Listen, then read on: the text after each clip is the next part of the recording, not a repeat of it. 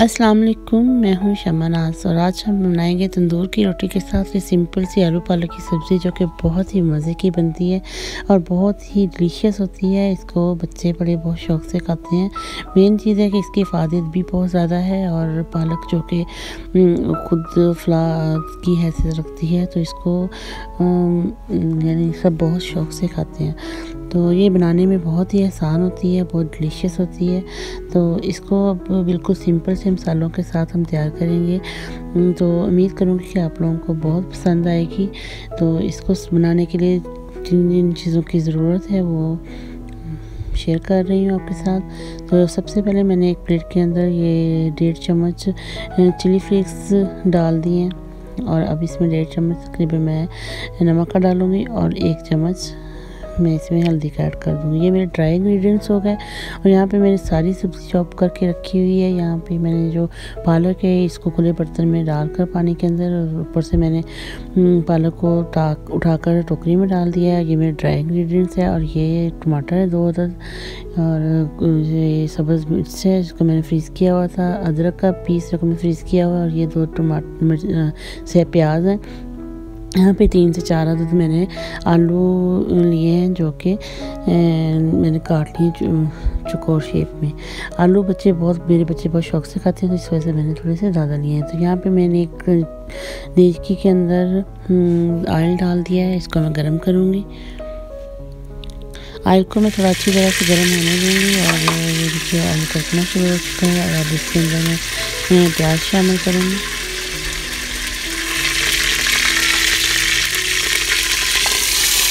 प्याज थोड़े सॉफ्ट हो जाए तो इसको तब तक मैं पकाऊंगी।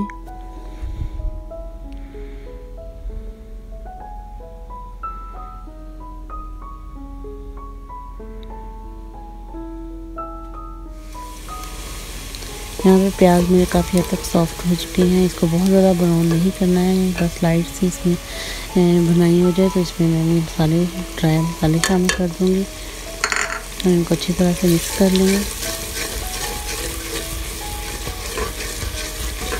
ये देखिए नाज़रीन, ये जो हल्दी है उसका कितना ज़बरदस्त कलर आया है इसमें। तो कोशिश कीजिए कि आप फ्रेश और अच्छी वाली हल्दी का इस्तेमाल कीजिए।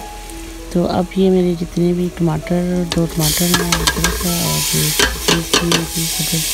मिर्चें मेरे पास, तो इनको मैंने मिक्स कर दिया है। तो इसको अच्छी तरह से तमाम मसाले को मैंने मिक्स कर लिया।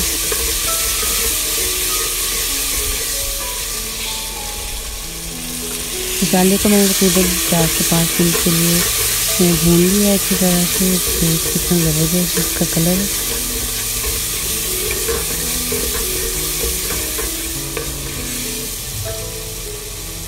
देखिए काफ़ी हद तक मसाला भून चुका है मेरा। तो अब इसके अंदर मैं आलू शामिल कर दूँगी जो कि मैंने चॉप करके रखे हुए थे।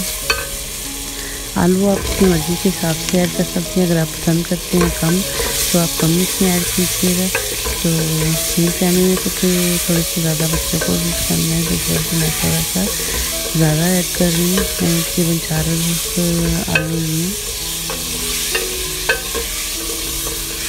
एक बात और ध्यान में रखिएगा कि अगर आप इसमें आलू का इस्तेमाल कर रहे हैं, आलू की सब्ज़ी बना रहे हैं, तो आलू नए इस्तेमाल कीजिए। उसका फ्लेवर और पुराने जो आलू होते हैं उनका फ्लेवर बहुत डिफरेंट होता है।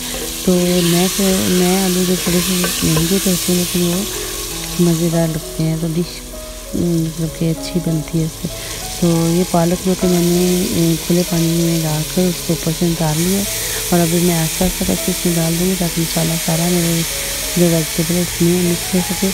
अभी मैंने थोड़ी सी हाफ को इसमें ऐड की है और मैं अब मिक्स कर लूँगी। पालक को आप जब भी इसमें ऐड कीजिए तो आप थोड़ा सा स्टेप में कीजिएगा ताकि जो मसाला है वो सारा जैसे एडजस्ट कर सके।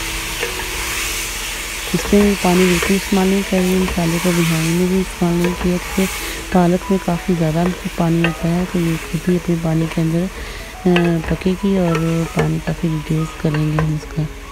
तो मसाला मेरा मिक्स हो चुका है। जो बाकी हुई जो पालक बची हुई है उसको मैं इसके अंदर शामिल कर दूँगी।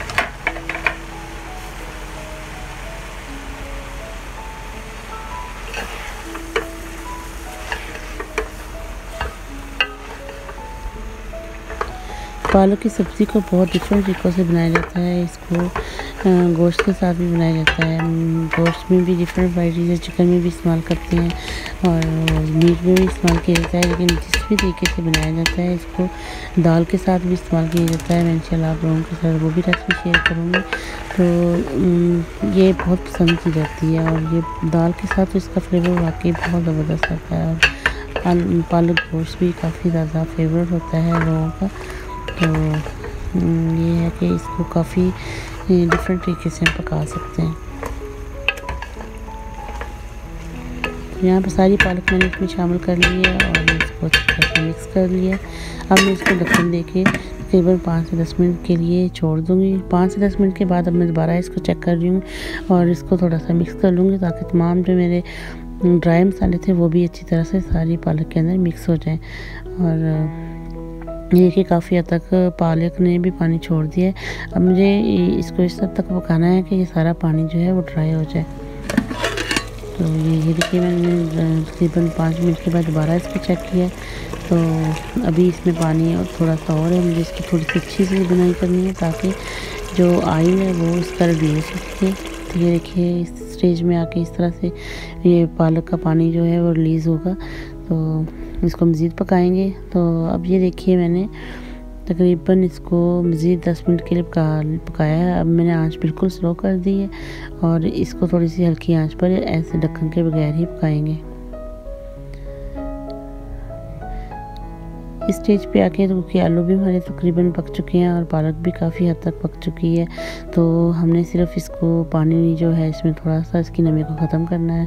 पानी जो है इसको ड्राई करेंगे। तो ये देखिए आस्ता आस्ता से जो घी है वो रिलीज़ होना शुरू हो गया है, ऑयल जो मैंने इसके अंदर डाला था। तो ये देखिए कितनी ज़बरदस्त ये तैयार हुई है। इसको मैंने तंदूर की रोटी के साथ सर्व किया है। तंदूर की रोटी मैंने घर उसके अंदर घी लगाकर पेड़ों के अंदर, तो वो मैंने बनाए थे। तो इस वजह से इंशाल्लाह मैं उसकी रेसिपी आप लोगों के साथ आइंदा शेयर करूँगी। तो ये देखिए घी के साथ ये बहुत ज़बरदस्त लगती है। तो देसी घी मैंने इसके अंदर ऐड किया था। तो अगर आप चाहें तो पालक के अंदर भी देसी घी का इस्तेमाल कर सकते हैं, लेकिन मैंने रोटियों के अंदर लगाया, इस वजह से मैं इसको इस अंदर शामिल नहीं कर रही हूँ। तो उम्मीद करूँगी कि आप लोगों को ये सिंपल सी देसी सी रेसिपी बहुत पसंद आएगी। तो अगर आपको मेरी ये रेसिपी पसंद आई हो तो प्लीज़ लाइक और शेयर ज़रूर कीजिएगा और कमेंट में अपनी राय ज़रूर दीजिएगा कि आपको ये सब्ज़ी किस तरह की लगी।